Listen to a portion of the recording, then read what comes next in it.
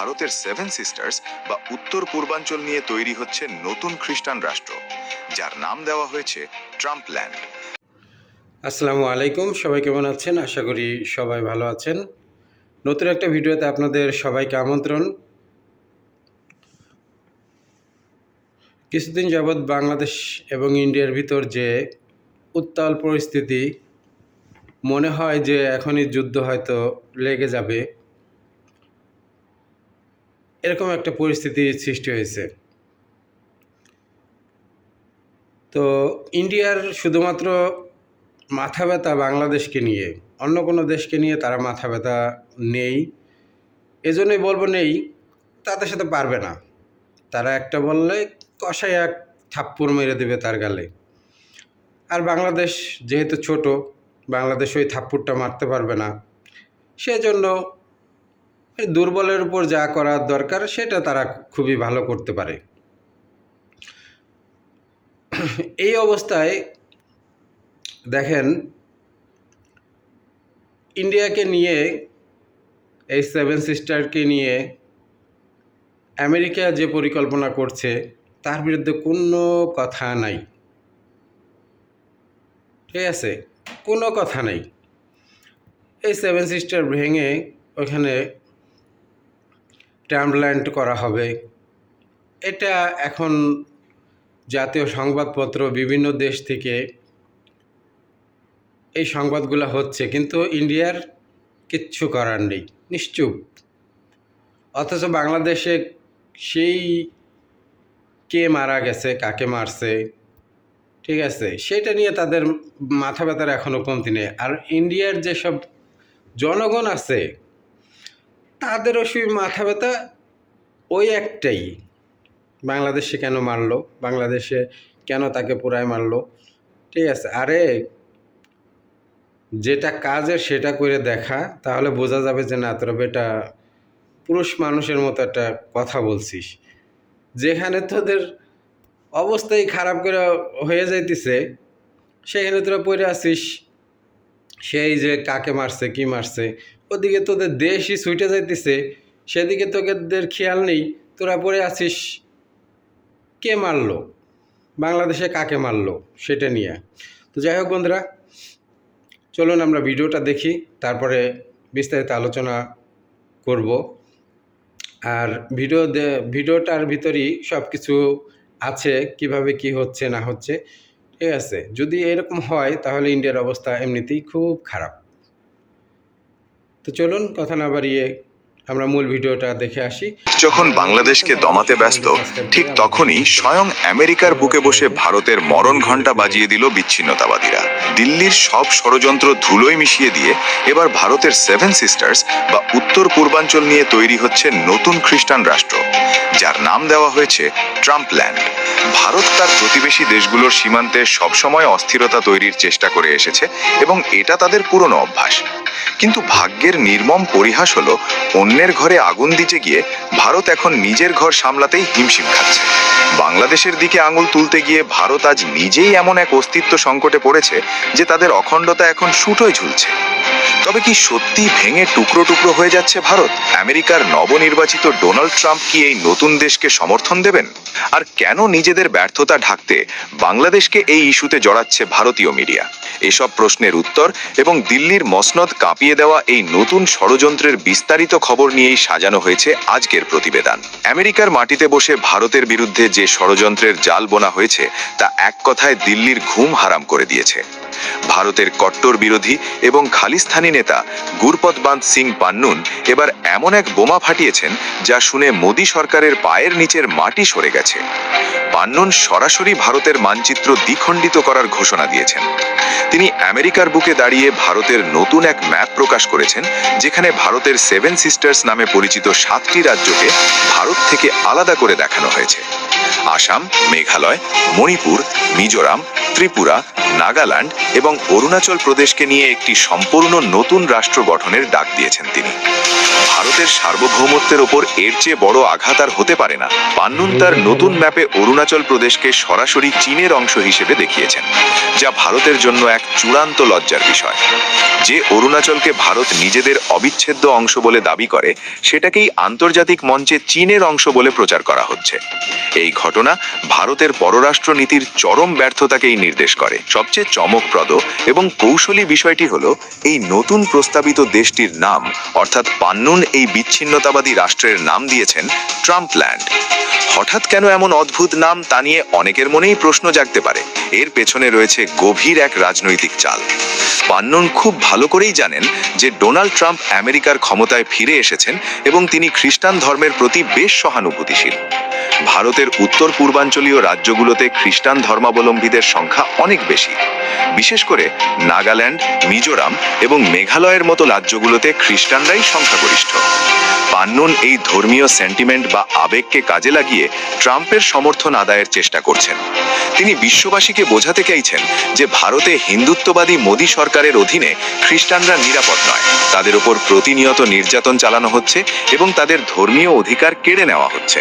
তাই এই অঞ্চলের খ্রিস্টানদের বাঁচার একমাত্র পথ হলো ভারত থেকে আলাদা হয়ে নতুন একটি খ্রিস্টান রাষ্ট্র গঠন করা।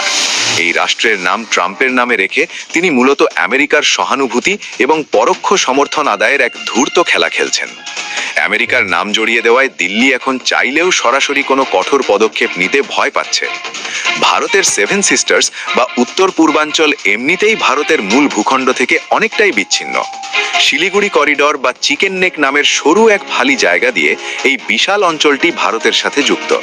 নিরাপত্তা বিশ্লেষকরা সবসময়ই বলে এসেছেন যে এই চিকেন নেক ভারতের সবচেয়ে দুর্বল জায়গা। এখন সেই দুর্বল জায়গাতেই আঘাত হেনেছেন পান্নুন। নাগাল্যান্ড এবং মিজোরামের ডেমোগ্রাফিক পরিসংখ্যান দেখলে বোঝা যায় যে সেখানে ভারতের কেন্দ্রীয় সরকারের প্রভাব কতটা নড়বড়ে।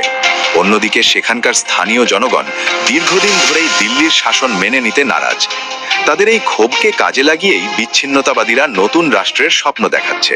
ভারত সরকার এতদিন গায়ের জোরে এই অঞ্চলগুলো ধরে রাখার চেষ্টা করেছে, কিন্তু এখন যখন আমেরিকার মাটি থেকে এই আন্দোলনের ডাক এসেছে, তখন দিল্লির কর্তারা দিশাহারা হয়ে পড়েছেন। এদিকে নিজেদের ঘরের এই ভয়াবহ আগুন নেভানোর মুরদ ভারতের নেই, অথচ তারা দোষ চাপাচ্ছে বাংলাদেশের ঘাড়ে। এটাই হলো ভারতের চিরাচরিতের নোংরা খেলা।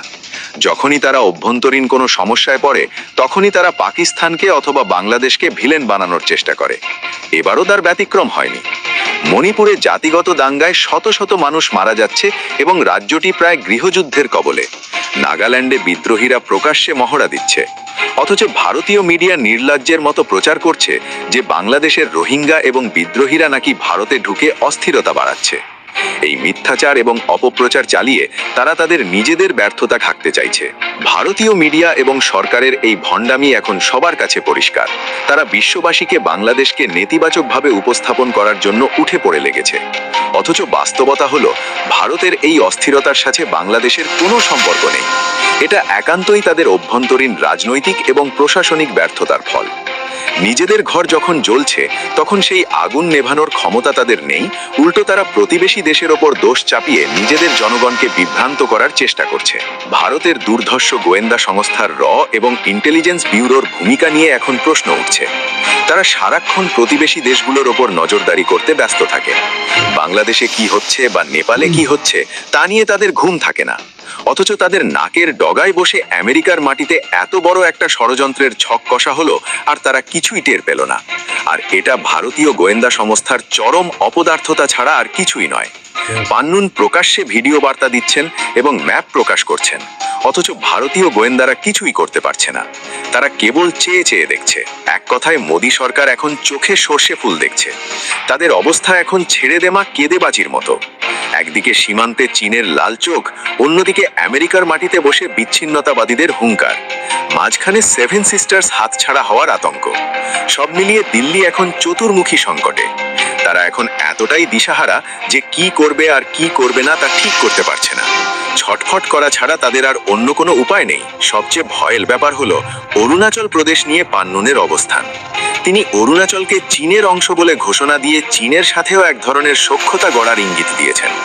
চীন এমনিতেই অরুণাচল প্রদেশকে দক্ষিণ তিব্বত বলে দাবি করে। এখন যদি বিচ্ছিন্নতাবাদীরাও একই কথা বলে, তবে তা ভারতের জন্য এক বড় কূটনৈতিক বিপর্যয়। মোদী সরকার এতদিন 56 ইঞ্চি বুকের ছাতি দেখিয়ে এসেছে, কিন্তু এখন সেই ছাতি চুপসে গেছে। তারা বুঝতে পারছে যে পরিস্থিতি তাদের নিয়ন্ত্রণের বাইরে চলে যাচ্ছে। আমেরিকার মতো শক্তিশালী দেশের মাটিতে বসে যখন ভারতের বিরুদ্ধে এমন প্রচারণা চালানো হয়, তখন বুঝতে হবে এর শেকড় অনেক গভীরে।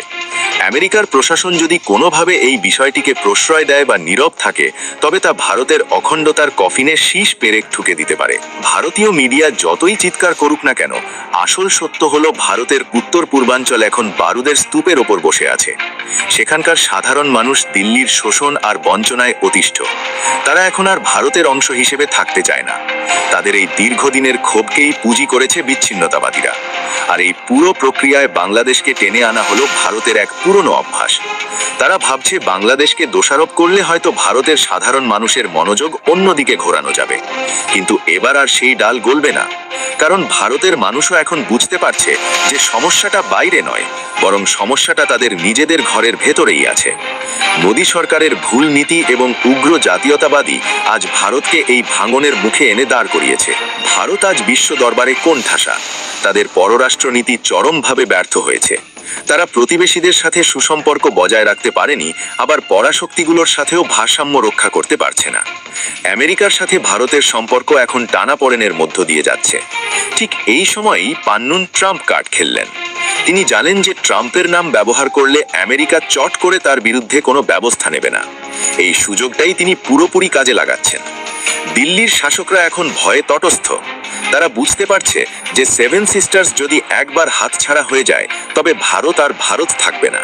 দেশটির মানচিত্রই বদলে যাবে। পরিস্থিতি যেদিকে মোড় নিচ্ছে, তাতে মনে হচ্ছে ভারতের সামনে অন্ধকার সময় অপেক্ষা করছে। আজ যারা বাংলাদেশের জন্য গর্ত খুঁড়ছিল, কাল কি তবে ভারতের সমাধি হবে? ট্রাম্প ল্যান্ড কি সত্যি বাস্তবে রূপ নেবে, নাকি এটা মোদী সরকারের পতন ত্বরান্বিত করবে? ইতিহাসের পাতায় চোখ রাখলে দেখা যায়, কোনো সাম্রাজ্যই চিরস্থায়ী নয়। অত্যাধিক অহংকার এবং অন্যের ওপর খবরদারি করার মানসিকতায় অনেক বড় বড় শক্তির পতন ঘটিয়েছে। ভারত যদি এখনো সতর্ক না হয় এবং প্রতিবেশীদের সাথে শত্রুতা বন্ধ করে নিজেদের ঘরের দিকে নজর না দেয়, তবে তাদের পরিণতি হতে পারে ভয়াবহ। সময় এখন আর ভারতের পক্ষে নেই। বিচ্ছিন্নতাবাদের এই আগুন দাবানলের মতো ছড়িয়ে পড়ছে এবং তা নেভানোর সাধ্য হয়তো দিল্লির আর থাকবে না। আগামী দিনগুলোতে